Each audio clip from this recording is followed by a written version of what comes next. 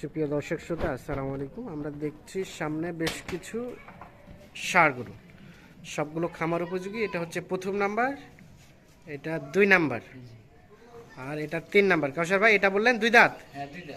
আর বাকিগুলো সব আগর।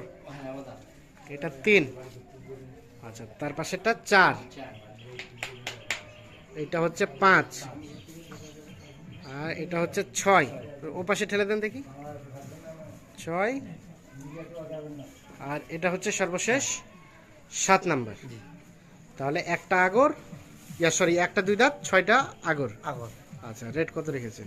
69,700। 69,700। এভারেজে গোস্ত কেমন আসবে? 100 কেজি।